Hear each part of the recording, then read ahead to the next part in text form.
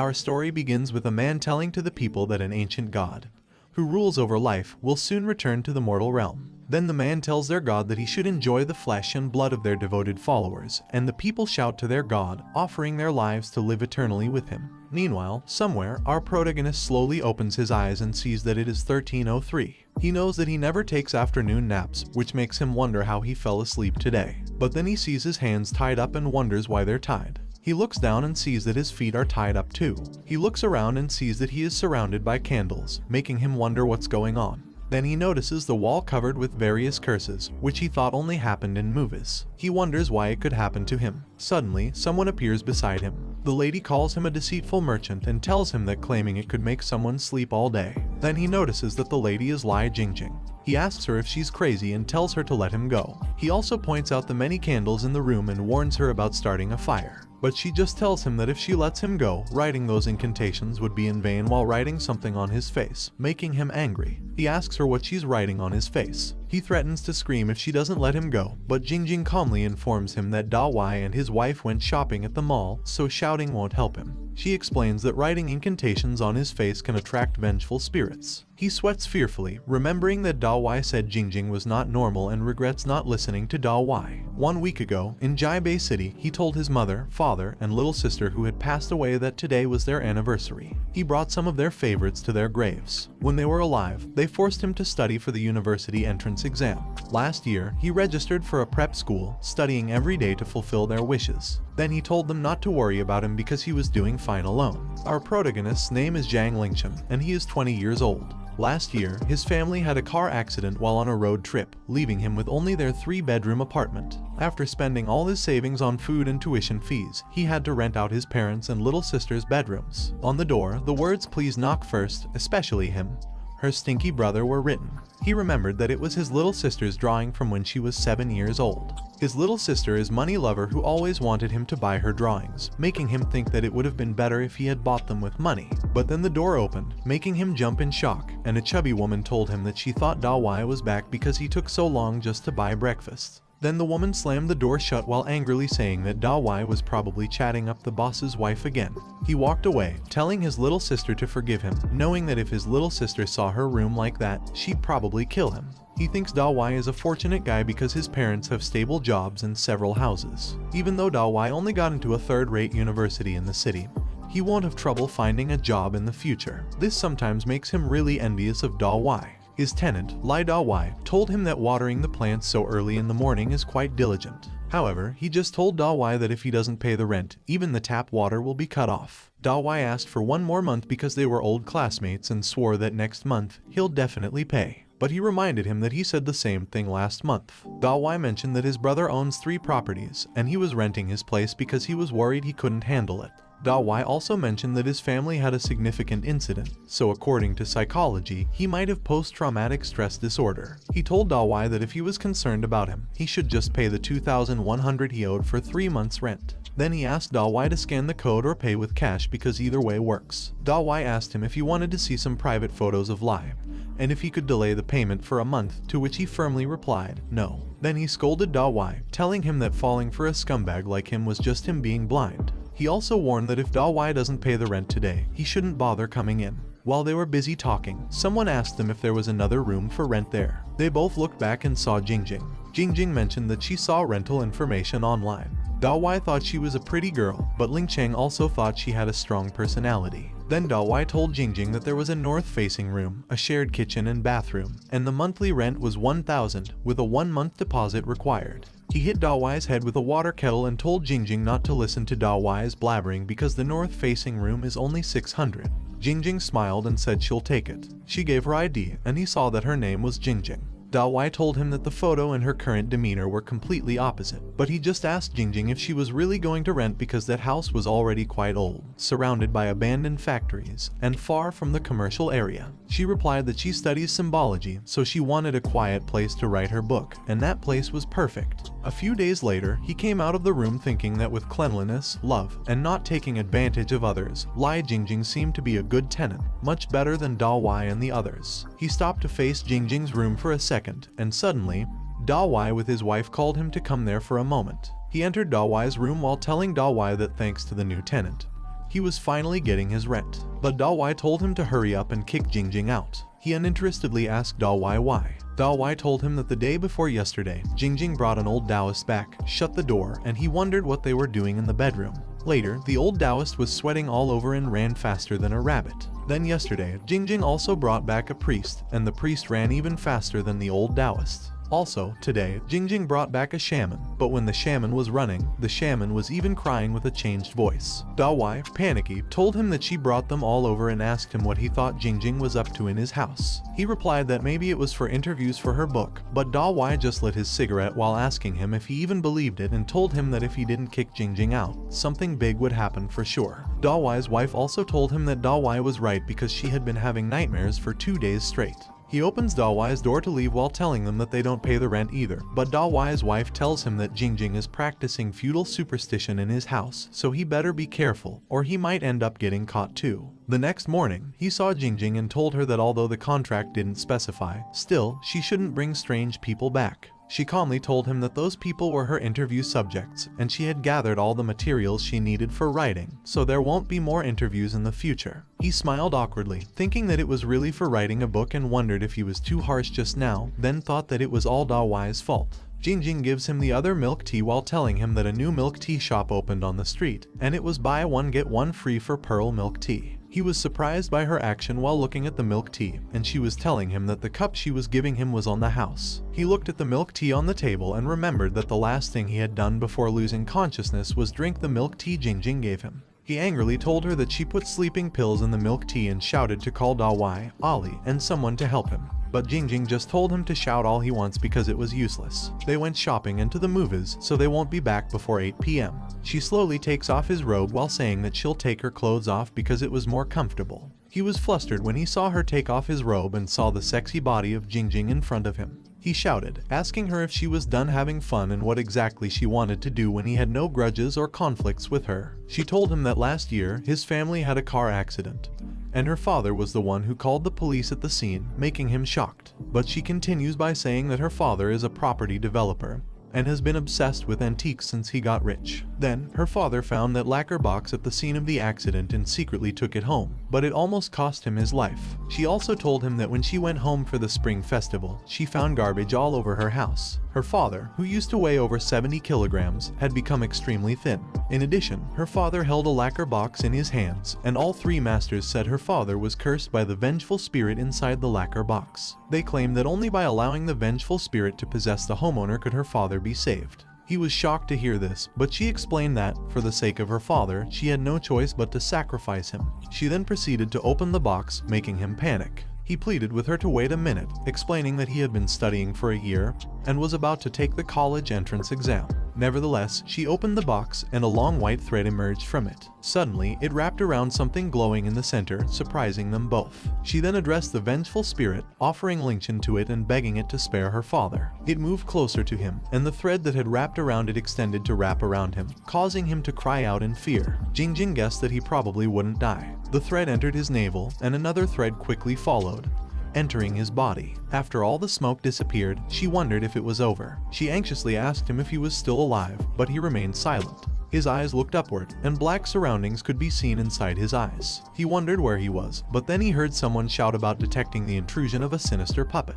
The current density of the AI was only 1%, rendering it unable to activate the blood energy defense. He pondered who was speaking and if he was no longer tied to the bed. The voice explained that it was his conscious world and introduced itself as AI from a higher dimensional universe, designated as 98. It revealed that it had been in his blood since before his birth. It also informed him that his blood had once been contaminated, forcing it into hibernation, so it only activated during life-threatening situations. The AI informed him that he could call it 98, and it would take some time for it to lock onto the sinister puppet. While it prepared, he needed to avoid the attacks from the sinister puppet. He asked if it was a grudge spirit and what a sinister puppet was. 98 replied that a grudge spirit was a misunderstanding of sinister puppets. Sinister puppets were divided into 9 levels based on their danger. The one invading now was a level 1 sinister puppet attached to a hanging white thread, which gave it the ability of white thread murder silk. 98 also mentioned that if he could dodge 3 waves of attacks, he would gain the white thread murder silk ability with a 60% success rate. He stretched his body, thinking that the monster's level wasn't too high, and he had his cheat abilities, so it wasn't too bad. But then 98 told him to crouch, and he immediately did, avoiding the first attack. He touched his head and realized that a few of his hairs were cut off, making him realize that the silk was incredibly sharp and its speed was extraordinary and hard to see. Then the threads once again flew toward him to attack. Fortunately, he avoided it but got slashed a little in the face. 98 told him to dodge to the right, which he did in time but still got hurt. Then 98 told him to jump, and when he did, he avoided 2 threads that were about to cut him in half. 98 congratulated him for avoiding the first wave of attack and told him that such thin threads of equal thickness had strength comparable to steel wires, and high-speed movements could create the power of a sword slash. He cheerfully shouted that there were 2 more to go and thanked 98 for the reminder, mentioning that his head almost moved to a new address. However, 98 warned him not to thank it too soon. Then, 2 adults called his name, and a little girl called him brother appeared while 98 informed him that the second wave of the attack had started. It warned him not to turn around. He wondered if those were his mother, father, and little sister's voices. 98 told him not to turn around and explained that the sinister puppet could peer into his memories. He remembered his little sister asking him if he was jealous because they were going to swim in the sea. He told his little sister that the sea was too cold that month, so she couldn't swim. His little sister told him that even so, she could still build a big sandcastle and live in it with her teddy bear, which was her princess. His mother, who was in the car, told him not to play with his phone too much and to call them if he needed anything. He replied that he understood and told them to have fun. Then he waved his hand to his father, who was driving away, waving him goodbye. Suddenly, his father called his name and told him that they were back home. Then his mother asked him if he had eaten the dumplings in the fridge. His little sister ran toward him, telling him that she had built a huge castle by the sea, making him cry in pain and telling himself to hold on because it's all lies. His little sister kept calling him brother to get his attention. She hugged his leg and asked him if he missed them. He teary-eyed called his little sister Ling Yu and patted her head. Then he looked back and said that he missed them all and missed her every day. He hugged Yu tightly while facing his mother and father. Suddenly, his family transformed into threads and began wrapping around him, shocking him. Before he could react, the threads wrapped around him swiftly. Number 98 told him that he had ignored the warning, and now the survival rate had dropped to 15%. He couldn't dodge the third wave of attacks. Angrily, he told 98 to be quiet because it couldn't understand the pain of losing his entire family. He asked if it knew how difficult that year had been for him because every time he closed his eyes, he dreamed of them and woke up to find nothing but himself. Suddenly, he heard a sword being dragged on the ground, which startled him. He saw a man approaching and asking why he was born into his family. He examined the man closely while still being wrapped in threads and saw the man's fiery eyes continuously asking why he was born into his family. The man said that if he wanted to reunite with his family, he could just let him kill him. Furious, he called the man a bastard and asked how he dared to use his family to mock him. The man replied with indifference, saying, "So what?" He told him that he couldn't escape now and that he not only mocked him but also intended to kill him. He swore that he wouldn't die at that bastard's hands and suddenly realized that the man looked somewhat familiar. He remembered the disheveled-haired emperor named Bai Lingxi, who had a treasure sword. Lingxi raised his sword and continued asking him why he was born into his family. This phrase reminded him of the words the emperor said when he killed his daughter. Historical records showed that Princess Changping survived after losing an arm. Lingxi swung his sword toward him, but he interrupted, asking if Lingxi wanted to see Princess Changping. This made Lingxi stop just in time before delivering the fatal blow. Lingxi asked him what he had said and if he knew who he was. He replied that he was the last emperor of the Ming dynasty and, despite being a fallen monarch, it was mostly because of his grandfather. Lingxi shouted at him to be quiet because he wasn't the person he's talking about. He firmly told Lingxi that even if he didn't admit it, it wouldn't change anything, and his repeated phrase showed that he still thought about his daughter. Lingxi was surprised by this and paused. The surroundings fell silent for a moment, but then Lingxi told him that it didn't matter because his daughter was long gone. He replied that even so, he had seen Princess Changping on television. Later, she proclaimed herself as the one-armed divine nun and roamed the martial world, demonstrating remarkable skill in the mysterious maiden sword art, and she was truly formidable. Lingxi then asked him, "What is television?" On the other hand, his body outside still didn't move, and Jingjing told him not to play dead on her because she could hear his heartbeat. But then she was shocked to see thread wrapping Lingchen's face, making him jump away and shout in fear. She wonders how this could happen because she has never heard of grudge spirits turning people into monsters while looking at Lingchen's body being wrapped with threads. Then Lingchen stood up, and Jingjing immediately went to the door. But when she turned the doorknob open, she got Lingchen's attention.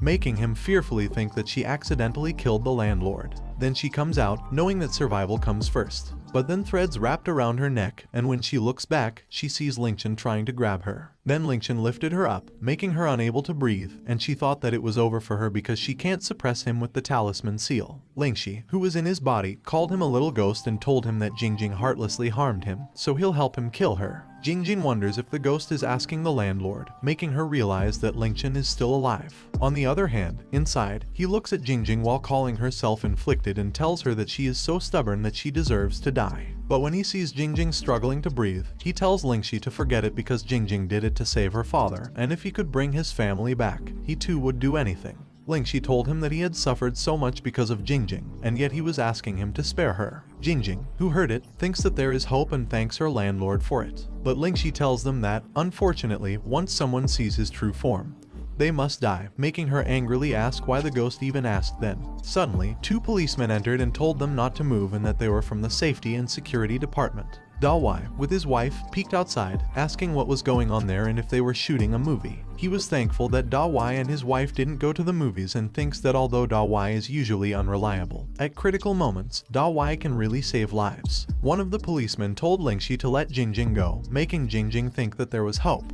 But when Lingxi looked at the policemen, one of them was shocked and told his senior that he had no face and asked if he was a ghost. But his senior, who was shaking in fear too, told him not to talk nonsense because there are no ghosts in the world and he must be wearing a mask. But the young police told his senior that even if it was a mask, his hands are not human. Lingxi asked the police if muskets had become that small while looking at their guns. Then, Lingxi threw his threads toward the policemen and wrapped them around their necks. The senior policeman told his junior to shoot, and they both shot Lingxi, who was still holding Jingjing in fear. They continued to shoot him while Da Wai and his wife were outside, hiding. But when they stopped shooting their guns, Lingxi just stood still, making the policemen fearfully wonder what was happening.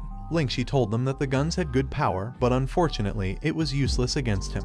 This made Da Wai and his wife turn white, seeing a ghost, and they ran away in panic. On the other hand, 98 told Lingchen that the preparations were complete, and they could lock down the sinister puppet at any time. He asked 98 if he didn't say he was a goner, and 98 told him that his wit and courage exceeded its expectations. Also, he had precisely the talent their high-dimensional universe urgently needed. But he told 98 that it was not the time for flattery and asked what they should do now. 98 told him that he would release the energy all at once to stun Lingxi. However, he would feel like he was being electrocuted. He told 98 that it was no big deal because it was just an electric shock, and he could handle it. So, they should save the Jingjing quickly. 98 replied, Roger, and warned him that it was activating the blood energy impact. Then, one of his blood symbols released electricity and electrocuted the rest of his blood, making him feel electrocuted too. The threads wrapping him slowly disappeared, but the electricity continued until it came out of his body, making Lingxi wonder what it was. He shouted for it to stop while slowly disappearing with his threads. Then, the threads holding the policemen and Jingjing also disappeared, letting them all go and fall to the floor. Lingxi cursed in anger and shouted that he had waited for hundreds of years to come out of that box. Then, Lingxi disappeared while shouting in pain.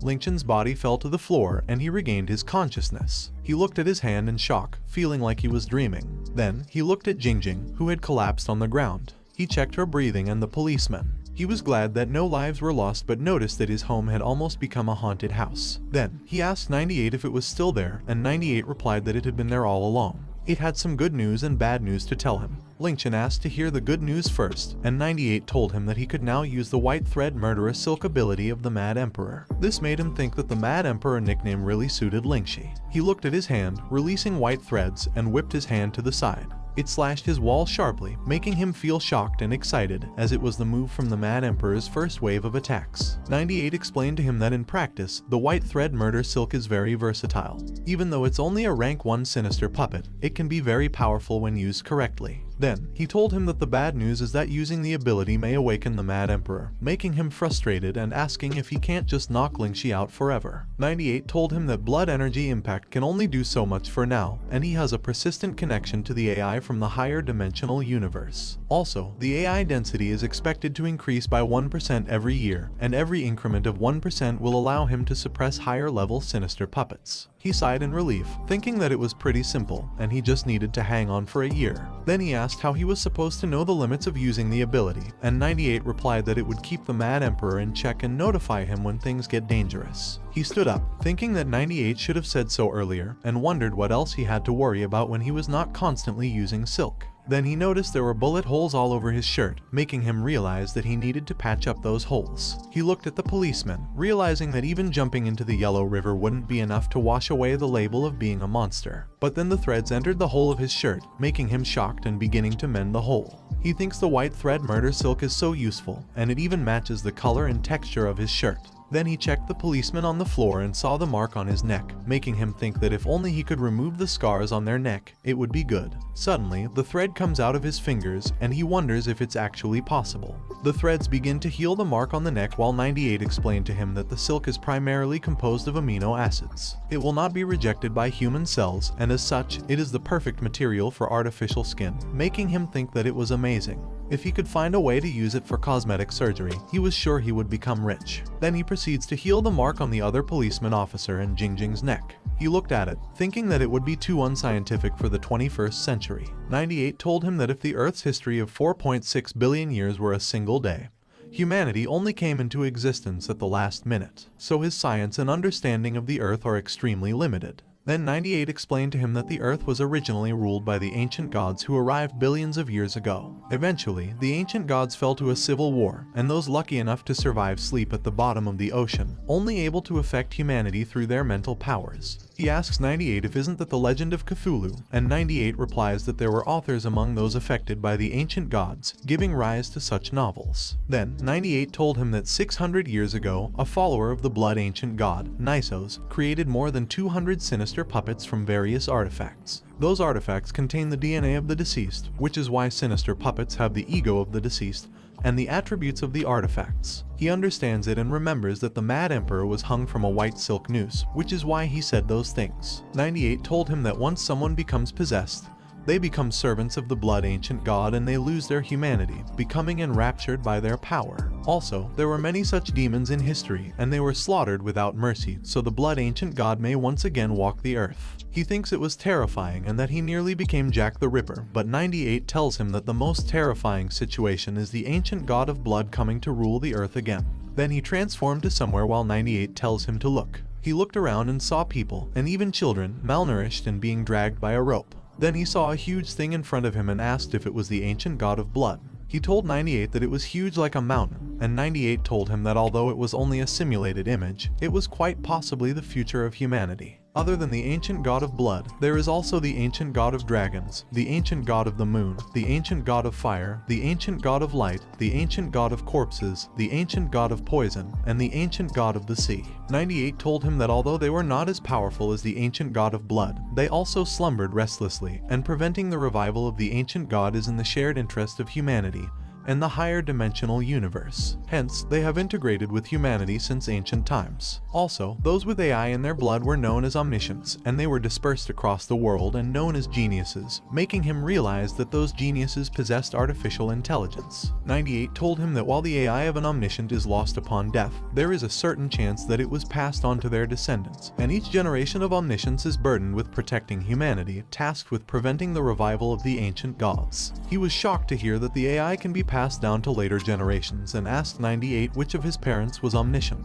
But 98 apologized to him because, due to his blood being contaminated, such data had been lost, making him sigh disappointed because he has no idea how his blood got contaminated. Suddenly, a gun is pointed at his head, and a policeman asks him what happened to that cocoon-like monster. He raised his hand while asking the policeman what monster he was talking about and told him that he had no idea what he was talking about. The policeman told him not to try to fool him and that he was wearing the same clothes, so he was that monster. He told the policeman that he was out of bullets, so there was no reason to point the gun at him and ask how monsters can exist. Then, he told the man that it was just a hallucination. The policeman asked him what he meant by hallucination. Then, someone turned on the light and showed the room full of written words. He kept telling the policeman that it was just a hallucination and not real. Then, they noticed that Jingjing woke up. She looked at her hand, unable to believe that she was alive. She thought that the talisman must have protected her. Then, she looked at Lingchen, who was telling the officers that his girlfriend had been scared silly, making her wonder when she became his girlfriend. The senior officers asked him if Jingjing wasn't his tenant.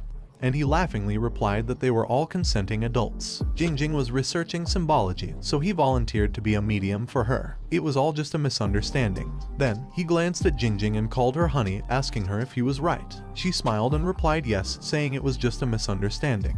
Jingjing glared at him, wondering how he was going to talk his way out of it. Then, he told the officers that they had actually let a resentful spirit escape, which caused everyone to see a hallucination. They fired their guns while under the hallucination, scaring off the spirit. But thankfully, no one was hurt. The young policeman whispered to his senior that there weren't any bullet holes in Lingchen's clothing and there weren't any scars on their necks. Then he asked his senior if it really was just a hallucination. But the senior policeman replied that it was impossible because he clearly remembered being strangled. Then the senior officer asked Jingjing if there was anything else she wanted to add, and she replied no. The young officer told his senior that no one would believe them anyway, and it wouldn't do them any good to report it. Then the officer told him that he'd better not mess around with such silly superstitions because young people should focus on their studies. He replied that he was right and that he was currently studying for the university exams. Then he escorted the policemen out of his building, telling them to take care. He slammed his door shut and sighed with relief, saying that he somehow got rid of them. Then Jingjing told him that she didn't expect him to be such a good liar. The resentful spirit was released by her but also scared away by her talisman, so they were even.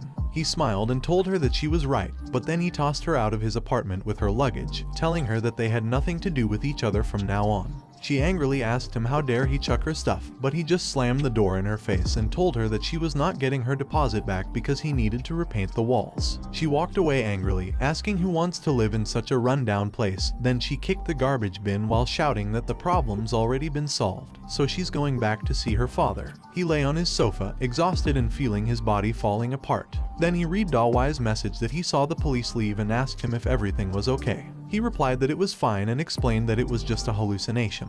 Then he asked Dawai if he could get him some instant noodles on his way back, but Dawai replied that his girl is scared of ghosts, so they'll stay away for a couple of days. The next day, Sunday night, outside were old men playing chess, but then an old lady angrily asked which shameless bastard stole her rooster and shouted that their children would be born without an asshole, and that she raised that rooster for 6 years. Hearing the woman outside, he wakes up and asks what they're screaming about outside. 98 told him that he was awake and he asked how long he slept and what was with the negligee and roast chicken. 98 replied that last night he dreamed of a beauty wearing a silk negligee, along with a pile of banknotes, and it believed he was dreaming of using the white thread murder silk to earn money, so he made 100 dresses while he was sleeping, making him think that the higher dimension AI is sure smart. 98 told him that using his ability for the first time consumed a lot of energy, and he slept from Saturday afternoon to Sunday night. Also, the neighbor's chicken was very noisy, so it cooked the chicken to help him recover. He told 98 that he didn't get it and asked how it cooked the chicken for him. 98 replied that, more accurately, he cooked it himself. While he was asleep, it could control his body, like a self-driving car, so in the future, it can handle the tasks he doesn't want to do himself.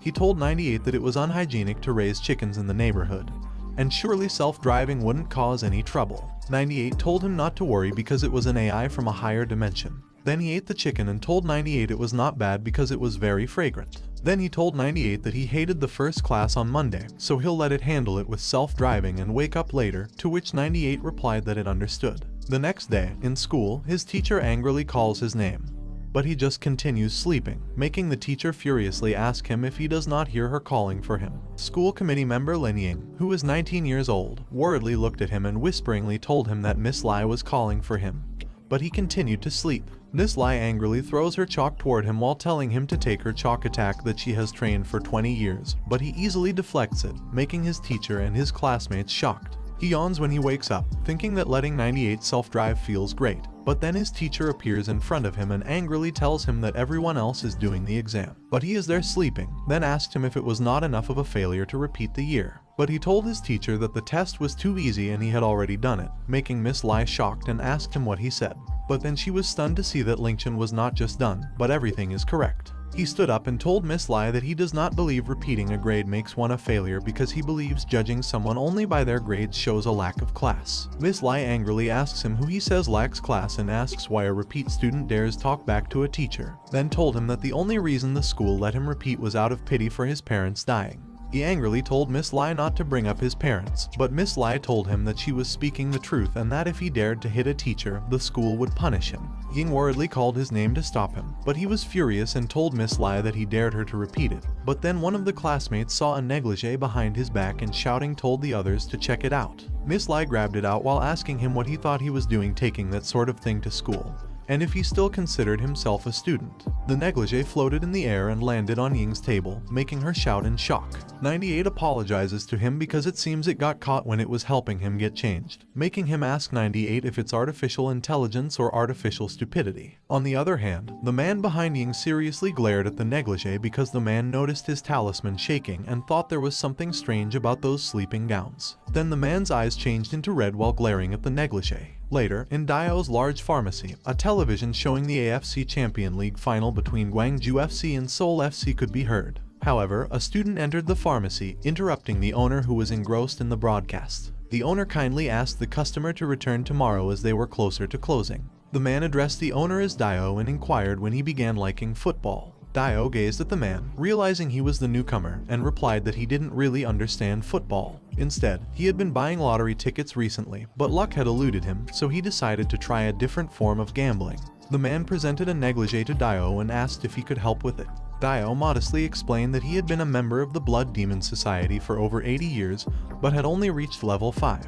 The man assured him that within their circle, he was considered an elder. Dio examined the negligee and cautioned the man that it was crafted with a sinister puppet. He elaborated that sinister puppets had the power to turn people into addicted lunatics, and someone was using them to create nightgowns. The man grinned, believing he had come across a sinister puppet from Lingchen's body and thought he had struck gold. Dio informed him that he had just joined the Blood Demon Society, emphasizing that the sinister puppet was precious but also extremely malevolent. It was not something a level 0 practitioner like him could control. Undeterred, the man placed a substantial amount of cash in front of Dio, explaining that he didn't believe it, and that the 100,000 yuan was for purchasing sacrificial mist and lycanthrope medicine, along with an extra amount for the appraisal fee. Dio happily accepted the money, remarking that the man was paying 100,000 just to inspect a negligee, and inquired about the source of his family's wealth. The man proudly replied that it was merely money earned through his father's multi-million-dollar sales of turtle essence oral liquid. They hadn't even finished one bottle in 5 years. Dio opened a drawer, revealing that the sinister puppet needed to be controlled and that the required medicine was indeed expensive. The man showed his credit card and mentioned that his father had told him, in that world, there's nothing that can't be done with money. He had 50,000 in that account and asked if it would be enough to purchase the sinister puppet. Dio gave him the medicines and explained to him that the sacrificial mist is necessary for public sacrifices, and the lycanthrope medicine could give him the combat power of a blood vampire level 3. Also, the suppressant can stabilize his nerves, and the effects of the first two only last half an hour, but the suppressant lasts a week, and the side effects are completely unknown. Dio was about to tell him that if he needed help, he could come to him. But he just told Dio that there is no need because he has sacrificed 6 homeless people already, and he has become desensitized. Then he came out of the store while Dio told him to take care and come back if he needed anything. But he hit one of the people who was coming in, making one of the men angry and asking him if he was blind. Then the man he hit glared at him, but Dio told the man not to pick on him because he was one of them. His name was Nyubo, and he was a new probationary member. The huge man angrily asked Nyubo why level 0 was not showing respect to their seniors and whom he followed. Then the green-haired man told him that his big brother, Zhu Sha, was level 3 and controlled 3 markets nearby. Then he was level 1, and Haizai was level 2, but he teasingly told him that such words coming out of trash made the green-haired man grab his collar in anger and ask him who he was calling trash. But then Dio called them to tell them that they are interrupting his game. Nyubo slapped the green-haired man's hand away and told them that he had leveled up on his own without bowing to a senior, and he'd reached level 6 that month. Then he came out of the store. Zhu Sha told Dio that his business was doing well, but Dio told Zhu Sha to let him be clear, and that he was not lending him money. Zhu Sha told him that when he first joined, he didn't understand the Blood Demon Society's unspoken rules like Nyubo, and not even a year after he joined, all the newcomers who came with him died.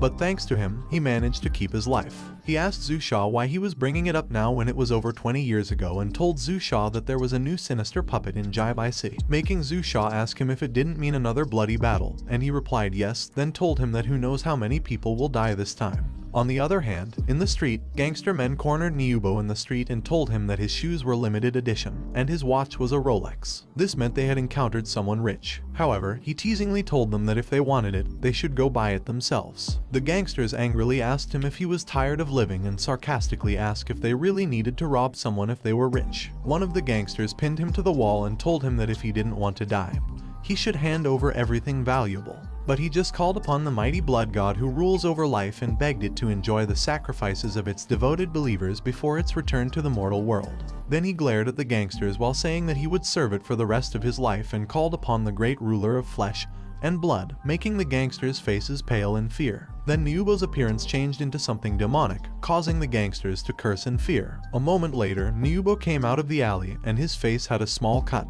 but it rapidly healed. He was frustrated that he still got cut, and the wound was too deep, so it would take 2 days to heal on its own. However, he knew that if he went to the pharmacy to buy quick healing medicine, he would be ridiculed by those guys, and he could only let the repeater, who is Lingchen, live a couple more days. On the other hand, the two gangsters were skinned in the alley, and both of them had symbols on their foreheads. These symbols released a fire that spread to the dead bodies and burned them until the bones of the gangsters perished, leaving only 2 marks of people on the ground. 2 days later, the day was Wednesday. In the school, the coach shouted at them to wake up and show some spirit. Then, the students panted as they ran, while the coach shouted that they all looked like limp noodles and asked if they hadn't had their breakfast. Suddenly, someone ran past all of the students, shocking them. The coach cheered for Lingchen, who was running fast with his eyes closed, and told everyone that young people should be like that. He then told everyone to give their all to catch up with Lingchen. Some students wondered why Lingchen was running with his eyes closed and compared him to performance-enhancing drugs. On the other hand, Ling was trying to run faster. Then, Niubo asked Ying to come to his house that weekend to watch a movie. He mentioned that it was in high-definition 3D, Drive and Fury. He also claimed that the sound system in his house was even better than the cinema. However, she just praised Lingchen, which made Niubo angry because he thought Lingchen was trying to seduce his girl using the sinister puppet's power. In his mind, Niubo decided to wait because his wound was almost healed. Afterward, Lingchen stretched his body, and 98 greeted him with a good morning. Lingchen told 98 that according to his command, it should only wake him up after his morning run. He complained that weekly morning runs were boring and hoped nothing unusual would happen. 98 explained that the morning runs boosted the secretion of adrenaline in Lingchen and caught the attention of the school's top beauty, Lin Ying. Lingchen asked how that was possible, and 98 revealed that he had helped Ying drive away troublemakers from another school, which had given her a favorable impression of him. Lingchen blushed and shouted at 98 to stop mentioning his dreams, adding that there should be no more peeking into his dreams. Some students overheard him, thinking he was the weirdo who brought a negligee to school, and told him to lower his voice. 98 warned him that the sinister puppet might launch an attack from his dreams and needed to monitor them in real time. Lingchen reluctantly agreed and gave up. A few minutes later, in the room, the teacher told them to create an essay prompt with the title of Traveling with Parents, making Ying stunned and worriedly look at him, wondering why the teacher gave such a topic. He was thinking that Lingchen must be feeling terrible. Number 98 told him that if he doesn't want to write it, it could do it for him.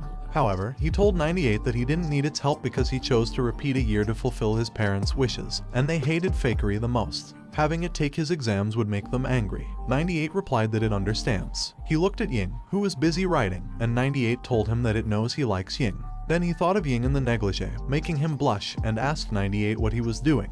He ordered it not to disturb him while he was writing his essay. Still, he looked at Ying and saw that she was looking at him too. They both looked away and blushing without noticing Niubo angrily glaring at them and couldn't stand the situation anymore. Later, the class was over and the students began to come out of their rooms, saying that they would probably have to stay up late to finish their homework for today. On the other hand, someone called Lingchen, and he saw that it was Lai Jingjing, making him wonder if the police came to investigate his home because she never called him. He answered the video call and noticed that she was not at home. He told her to hurry back and cook noodles for him because he was hungry. She told him that she was not his maid and that she was researching ancient texts in the library. Finally, she deciphered the secret of that symbol. He asked her which symbol she was talking about, and she replied that it was the symbol on her pendant. The same symbol was inside a white silk sinister puppet.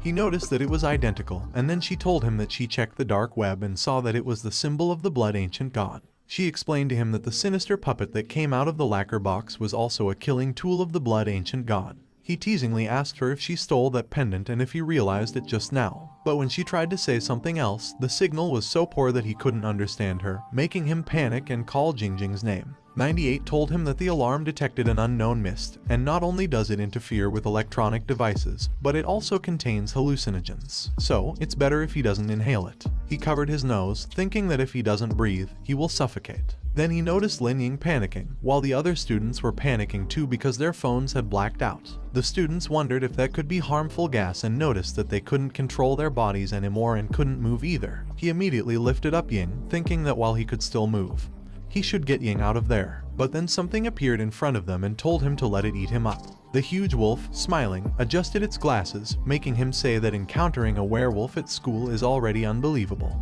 But the wolf in front of him even wore glasses and a watch. However, Niubo, who turned into a wolf, angrily asked Lingchen in his head how dare he hold his girl and swore that he was going to offer all of them as sacrifices to the ancient god. After that, there would be only him and Ying left in the class. Meanwhile, the physical education teacher, Cao, came out of the school, glad that he was finally off work. He asked why the students hadn't come out yet. The guard told him that it suddenly fogged up yesterday, and that the fog didn't seem right. Cao, trying to stay calm, asked the guard what was wrong with it. The guard asked Cao if he hadn't watched the news. He told him that recently, in many places, blue fog has appeared, and every time that kind of fog occurs, someone gets killed, and the bodies are completely burnt. Survivors don't remember anything, and the police can't solve the case either. Also, the scientists couldn't figure out what that fog was, and it was really mysterious. Cao still walked to enter the school while telling the guard that it was nonsense and asking how someone can be killed without making any noise. However, the guard, shakingly, stopped Cao and told him that he was just a temporary worker, so they should report to the police quickly. On the other hand, on the sports court, the students were calling for help and asking why the security guards hadn't come. The other students were crying in fear, asking how that fog block sounded,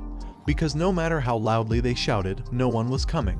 Then one of the students told the others to look behind them because there was a werewolf. They noticed that the glasses on the werewolf looked familiar to them. He told the werewolf that he was the only one in the school who wore brand name watches and glasses, and he asked Niubo, his classmate, if he wasn't afraid of being recognized. Niubo replied that the sacrificial mist makes everyone fall asleep, just like Ying.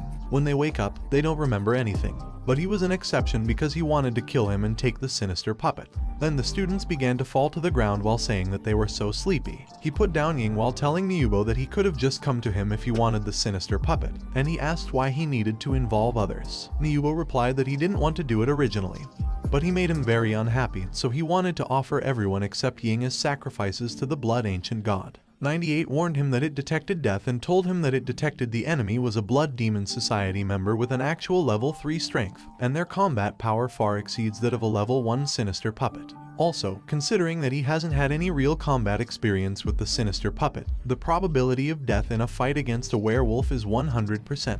Then it told him that it used the star-shaped glial cells in his brain to reduce the toxin damage and that he should escape immediately. But he told 98 that if he escaped, all the students on the playground would die, and although he didn't like them either, he couldn't just abandon them. He told 98 to follow his command and ordered it to lock onto the sinister puppet, hoping that the opponent wouldn't detect the energy. 98 told him that he wouldn't be able to use his white thread murder silk ability in battle that way, but he just told 98 to stop talking and do as he says. Then he remembers his father's training him while telling him not to keep his body too tense, and that he should relax his fists to be faster. After that, they eat watermelon, and his father asks him what he will do if the enemy is much stronger than him, like his opponent was him. He told his father that he'd run because he was the national runner-up in Sanda, so he'd be dead if he fought him. But his father just asked him if he can outrun him and what if he has a hostage, making him angrily ask his father what should he do then. His father told him that when the weak encounter the strong, weakness becomes a natural cover, so he should pretend to be weak to make his enemy relax his guard and then strike to defeat his enemy. Also, he shouldn't show mercy and remember what he said,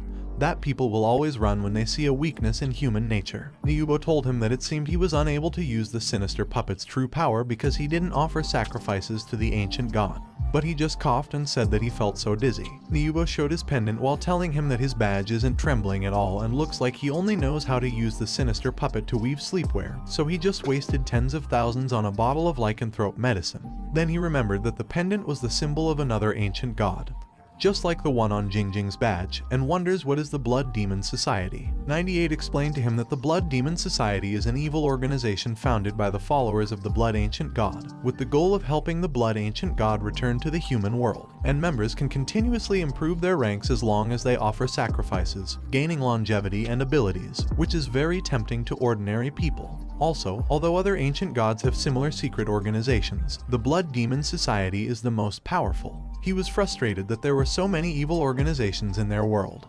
But 98 told him not to worry because the all-knowing individuals who possess wisdom cells had also established many secret organizations to combat them. Then Nyubo launches his hand to attack him while telling him to go to hell, but before he can attack him, he orders 98 to maximize his adrenaline, so he avoids the attack in time. Then he realized that it was the right time. He punched Nyubo's face, breaking his glasses. Then he immediately orders 98 to release the lock on the sinister puppet. He launches his fingers with white threads while thinking that he should give it his all to strike to defeat the enemy. He swings his white silk murderer blade at Nyubo, making him pushed back and bleed. But Nyubo composes himself and asks him how dare he play possum with him. Then he told him that it was too bad that he didn't offer sacrifices to the ancient god, so he couldn't fully unleash the sinister puppet's power. Then Nyubo's wounds rapidly healed, making him stunned in disbelief. 98 told him that the first generation president was a vampire, and now he has really made Nyubo very angry. He thinks that he has truly provoked Nyubo now, and his old man's teachings haven't been in vain. Suddenly, Nyubo scratched his stomach and told him that's what he got and asked if he knew how expensive his Cartier glasses were. He looked at his injured stomach while thinking that Nyubo had incredible speed, and even though he only scratched a little, he got hurt. Then he used his silk sewing technique to heal his wound. Nyubo attacked him again, shouting that it was interesting and he was going to capture his evil puppet. It's too bad he won't give him time to stitch up his wound, but fortunately, he avoids it and swings his threads to attack Nyubo back. He knows that a single strand of silk isn't enough, but attacking the same spot with 5 strands of silk increases the damage 5-fold. Then he used his white silk murder blade to attack Nyubo's face, but Nyubo dodged it. Then Nyubo jumped towards him, calling him a fool and telling him that his attack was powerful but easier to dodge. He can't believe that it's the strength of a level 3 Blood Demon Society member and knows that werewolves are both agile and fast, easily dodging or running. Then Nyubo bit his shoulder, and then Nyubo pierced his long and sharp teeth into his shoulder, leaving him stunned in shock. But then he saw the Emperor inside him, telling him that he had no choice now and that he should let him help him deal with it. 98 warned him about the werewolves feeding and told him to escape as soon as possible. Lingxi asked him if he had already lost and if he wouldn't let him go, but he shouted back, saying there was no need for intervention because he could handle it himself. Nyubo told him he couldn't free his hand for the next attack and threatened to bite it off if he loosened his grip on his shoulder. However, he knew the werewolf potion had given him an absolute advantage in both offense and defense, so he had Lingchen figured out. Suddenly, Nyubo felt something inside his mouth and immediately let go of him, making him jump back. Nyubo spat out his tongue, and he called Nyubo a fool for thinking he could only produce silk from his fingertips. Then, teasingly, he told Nyubo he couldn't answer without a tongue. Lingxi couldn't believe that Lingchen had actually generated sharp silk blades from his injured shoulder, cutting off the werewolf's tongue. He praised Lingchen for his impressive progress in using silk skills. Nyubo, angrily closing his mouth, quickly regained his tongue. He then warned Lingchen not to get too cocky as he had a steel body and could heal quickly, but he was too damaged to continue fighting. In frustration, he cursed because he intended to pierce Nyubo's head but had only cut off his tongue. He realized that his silk could only mend wounds, so his entire left arm was ruined. He looked at Nyubo, who mentioned that nearly half an hour had passed and he needed to finish off Lingchen. But his vision was blurred. He received a warning from 98 that the poisonous mist had affected his visual nerves, and he was severely bleeding, with constricted blood vessels increasing blood pressure to promote blood circulation. Then, he saw Nyubo once again jumping toward him. He remembered asking his father what to do if his punch wasn't enough, and his father told him that if he grew a bit taller, he could use lock techniques and defeat the strong with the weak. Excitedly, he told his father that he wanted to learn it and asked him to teach him the lock technique. He ordered 98 to activate supersensory autopilot and circle around the werewolf while dodging and releasing silk in 10 seconds, then call him. He closed his eyes and started dodging while attacking Nyubo when the timer began to count down. Nyubo, angrily asking if he was closing his eyes again, attacked continuously while he dodged and used his threads to counter. After 2 seconds, he entangled Nyubo with a lot of threads. When the timer hit 0, he landed perfectly on the ground, having completed the silk cocoon lock technique. Nyubo asked if he thought he could lock him with those feeble threads, but he tightened the threads holding Nyubo. Nyubo insisted it was impossible to escape, but he told Nyubo it was pointless because every year, many whales get entangled in fishing nets and die. Once a whale is caught in a net, the more it struggles, the tighter it gets, and in the end, it can only wait to die. He then told Nyubo that the fog was dissipating, and they needed to think about how to explain that to the school authorities. Lingxi angrily called Nyubo a foolish wolf and told him to give it his all just a bit more. Also, if he could enter his body, he could easily take control. Niyubo furiously shouted that he must obtain the evil puppet so he could reach level 6 by the end of the month. But then he heard a loud cracking sound, making him ask 98 what that sound was and what Niyubo was doing. 98 transmitted sensory footage to him, and he couldn't believe that Niyubo actually used silk to sever his own arm. Then he saw Niyubo rapidly reviving his hand while reminding him that he told him that even if he was injured, he could heal quickly. Then Niyubo regained his arm and freed himself from the threads while telling him that he was really something. Being the holder of the evil puppet, luckily, he had bought the werewolf medicine, otherwise, he would have killed him. Niyubo also told him that the only way to obtain the evil puppet is by killing its host, so he must die. He is feeling much better now, so maybe he'll sacrifice a few fewer of their classmates. This made him wonder if Niyubo has any weaknesses because Niyubo is invincible no matter what. Kao thanked heaven that the police came and told them that if he had a gas mask, he would have rushed in. The policeman told his comrade to give Kao an extra mask. But Kao told them that he was just kidding, and there was no need to be so serious. Niyubo, who was looking at the police, told him that unfortunately, they were a step too late, and no one could save him.